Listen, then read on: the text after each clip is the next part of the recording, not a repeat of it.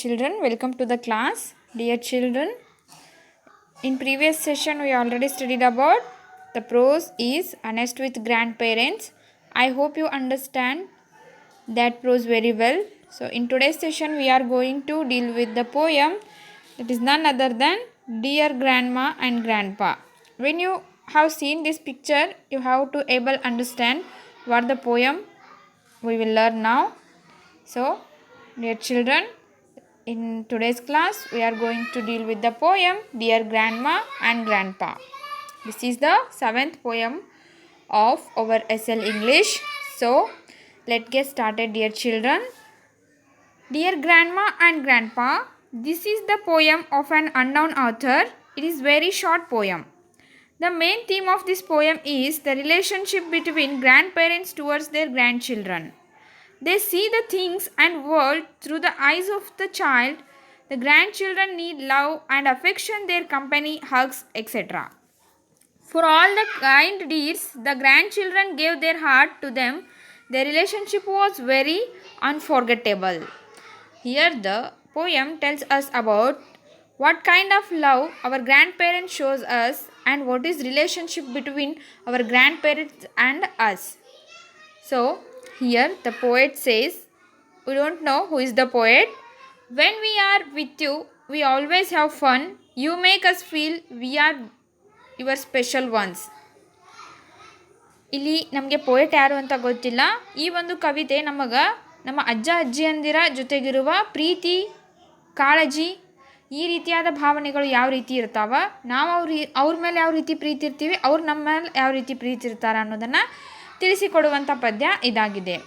When we are with you, ನಾವು ಯಾವಾಗ ನಿಮ್ಮ ಜೊತೆ ಇರ್ತೀವಿ, ವಿ ಆಲ್ವೇಸ್ ಹ್ಯಾವ್ ಫನ್, ನಾವು ಯಾವಾಗಲೂ ಏನೋ ಖುಷಿಯಾಗೇ ಇರ್ತೀವಿ, ಅದೇ ರೀತಿ ಜೋಕ್ ಮಾಡ್ಕೊತ ಇರ್ತೀವಿ. ನಿಮ್ಮ ಜೊತೆ ನಾವು ಯಾವಾಗ ನಿಮ್ಮ ಜೊತೆ ಇರ್ತೀವಿ ಅವಾಗ ನಾವು ಖುಷಿಯಾಗೇ ಇರ್ತೀವಿ ಅಂಥೇಳಿ ಹೇಳ್ತಾರೆ. Next, you make us feel we are your special ones. ನೀವು ನಮಗೆ ಯಾವ ರೀತಿ ಫೀಲ್ ಆಗುವಂಗೆ ಮಾಡ್ತೀರಿ ಅಂತಂದ್ರೆ ಅಜ್ಜ ಅಜ್ಜಿ ಇಬ್ಬರು ನಾವು ನಿಮ್ಮ ಒಬ್ಬ ವಿಶೇಷವಾದ ವ್ಯಕ್ತಿಗಳು ಅನ್ನುವ ರೀತಿಯಲ್ಲಿ ನಮಗೆ ಟ್ರೀಟ್ ಮಾಡ್ತೀರಿ. We can tell by the kindness in your smiles. ನಾವು ಅದನ್ನು ಯಾವುದರ ಮುಖಾಂತರ ಹೇಳ್ತೀವಿ ಅಂತಂದ್ರೆ ನಿಮ್ಮ ಮುಖದಲ್ಲಿರುವ ಆ ಒಂದು ಮುಗುಳು ನಗೆಯ ಮುಖಾಂತರ ನಾವು ಅದನ್ನು ವ್ಯಕ್ತಪಡಿಸ್ತೀವಿ. ಯಾಕಂದ್ರೆ ನೀವು ನಮಗೆ ಸಿಟ್ಟಿಗೆ ಬರುವುದು ಯಾವಾಗಲೂ ಇಲ್ಲ, ನೀವು ನಕ್ಕೊಂತನ ನಮ್ಮನ್ನು ಏನು ಮಾಡಿರ್ತೀರಿ, ಮ್ಯಾನೇಜ್ ಮಾಡಿರ್ತೀರಿ. You recall how things look through the eyes of a child if we really need a hug or two.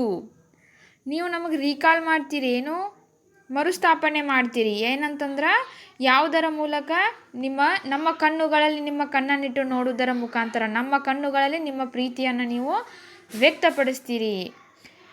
If we really need a hug or two, ನಾವು ನಿಮ್ಮಿಂದ ಒಂದು ಅಪ್ಪುಗೆಯನ್ನು ಬಯಸ್ತೀವಿ, ನಿಮ್ಮ ಅಪ್ಪುಗೆಯ ಅಗತ್ಯ ನಮಗಿದೆ ಅಂಥೇಳಿ ಹೇಳ್ತಾರೆ grandchildren towards the grandparents. We know that we can depend on you. ನಮಗೆ ಗೊತ್ತು ನಾವು ನಿಮ್ಮ ಮೇಲೆ ಏನದೀವಿ, ಡಿಪೆಂಡ್ ಅದೀವಿ ಅಂದ್ರೆ ಅವಲಂಬನೆ ಅದೀವಿ. Giving hugs is what grandparents do best and you do it better than all the rest. Giving hugs is what grandparents do best. ನಿಮ್ಮನ್ನು ಅಪ್ಪಿಕೊಳ್ಳುವುದರಿಂದ ನಮಗೆ ಅತಿಯಾದ ಆನಂದ ಸಿಗುತ್ತೆ, ಅತ್ಯುತ್ತಮವಾದ ಒಂದು ಬಂಧನ ಅದು.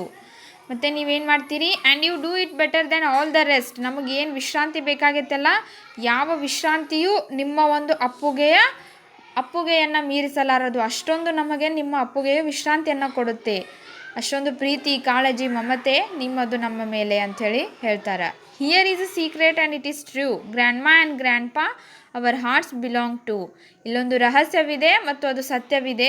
ಅದು ಏನು ಅಂತಂದ್ರೆ ನಮ್ಮ ಹಾರ್ಟ್, ನಮ್ಮ ಹೃದಯ ಯಾವಾಗಲೂ ನಿಮಗಾಗಿನ ಮೀಸಲಾಗ್ಯದ.